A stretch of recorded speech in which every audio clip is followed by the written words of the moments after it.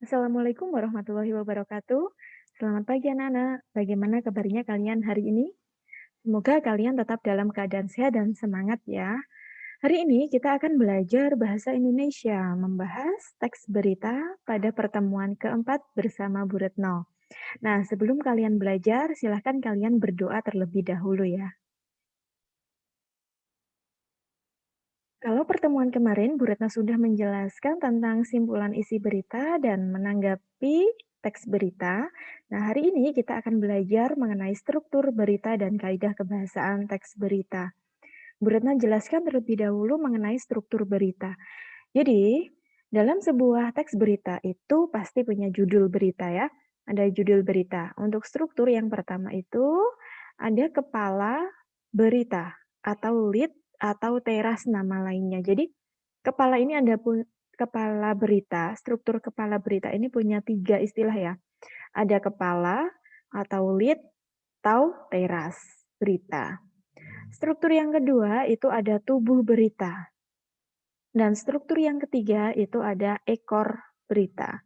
Nah, tiga struktur ini urut ya, mulai dari yang pertama ada kepala berita, yang kedua tubuh berita, yang ketiga ada ekor.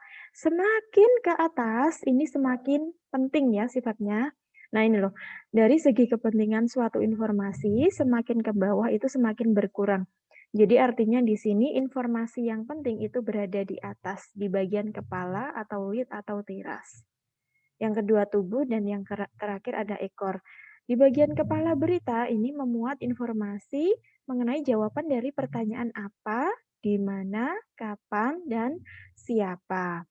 Sedangkan di bagian struktur tubuh berita atau badan berita ini terdapat informasi mengenai jawaban dari pertanyaan mengapa dan bagaimana. Jadi kalian kalau menentukan struktur teks berita itu lihat kalau itu merupakan jawaban dari kata tanya apa, di mana, kapan, siapa. Ini termasuk struktur kepala atau lead atau teras. Sedangkan dalam sebuah teks berita, kalau kalian menjumpai sebuah paragraf itu merupakan jawaban pertanyaan dari kata tanya mengapa dan bagaimana, itu termasuk struktur tubuh berita atau badan berita. Dan yang terakhir itu ekor. Kalau ekor ini memuat informasi yang sifatnya kurang penting atau melengkapi ya, selain jawaban dari pertanyaan dengan kata tanya adik Simba ini. Itu untuk struktur berita. Kemudian Bu Retno jelaskan kaidah kebahasaan teks berita. Kaidah kebahasaan teks berita itu ada 6, penggunaan bahasa baku, ada kalimat langsung, ada konjungsi temporal, ada kata kerja mental, ada fungsi keterangan waktu dan tempat.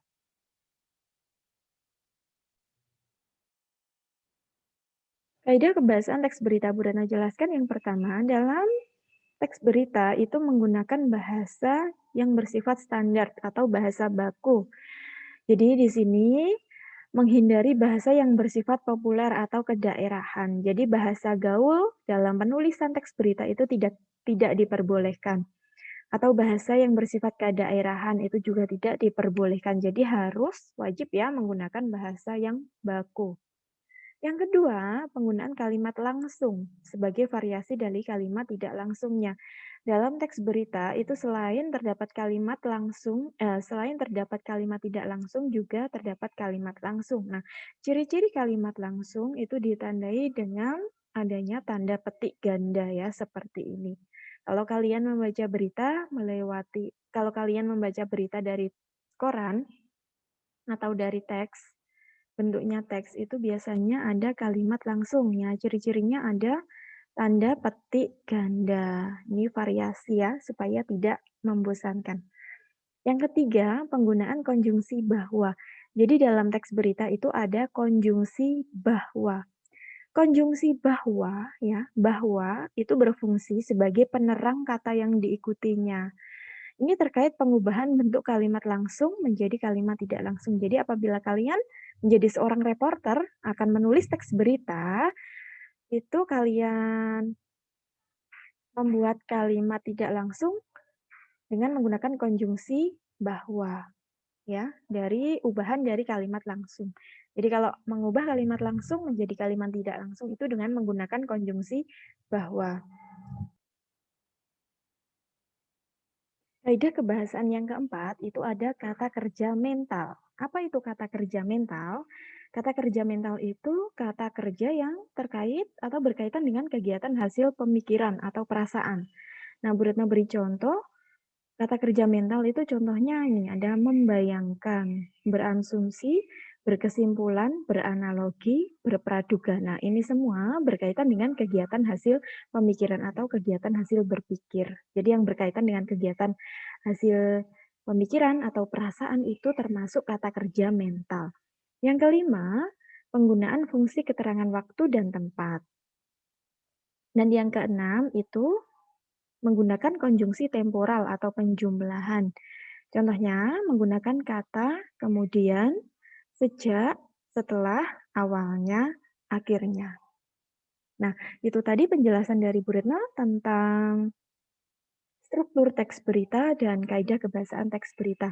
Apabila kalian belum jelas atau masih ada pertanyaan, silakan kalian bertanya melalui WA Group. Demikian pertemuan hari ini, Bu Retno rasa sudah cukup. Wassalamualaikum warahmatullahi wabarakatuh.